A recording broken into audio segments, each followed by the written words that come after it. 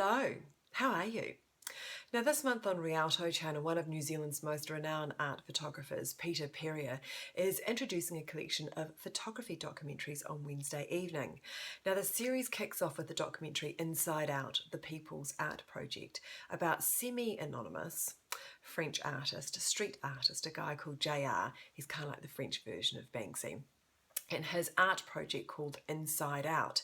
Now the documentary kind of tracks the evolution of this wildly popular art project that allows people for political, personal or social reasons to express themselves and their individual issues by plastering portraits of themselves and other people in places of meaning.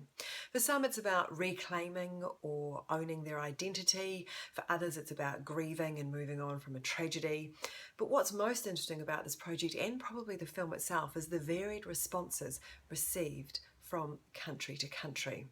It's a great start to a really good series, and the series is actually being sponsored by Memento photo books. Now if you go to the website rialtochannel.co.nz, there's a really great competition, and each week in April we're giving away a $250 Memento photo book voucher, so go and check that out. But back to the movies. Saturday night, Academy Award winners Christopher Plummer and Martin Landau star in a moving revenge drama. It's called Remember. Now Plummer plays Sev, and Sev is a 90-year-old Jewish man who survived the Holocaust, and he had decided that when his wife dies, which she did a week ago, he was going to fulfill a lifelong mission of tracking down the Nazi guards who murdered his family.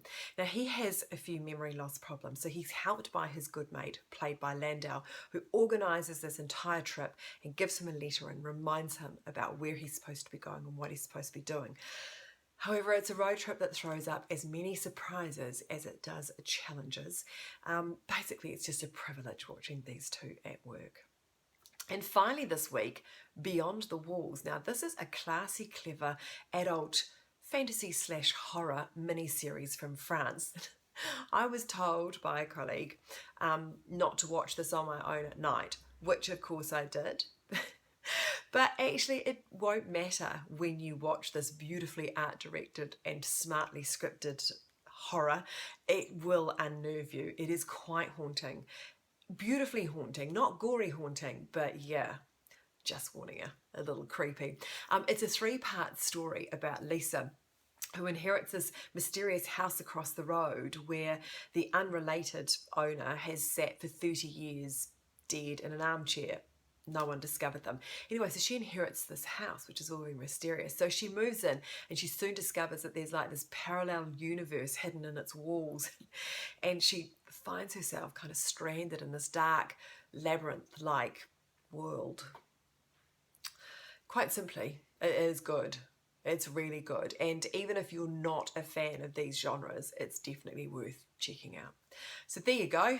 Another 3 goodies for the week. See you next week.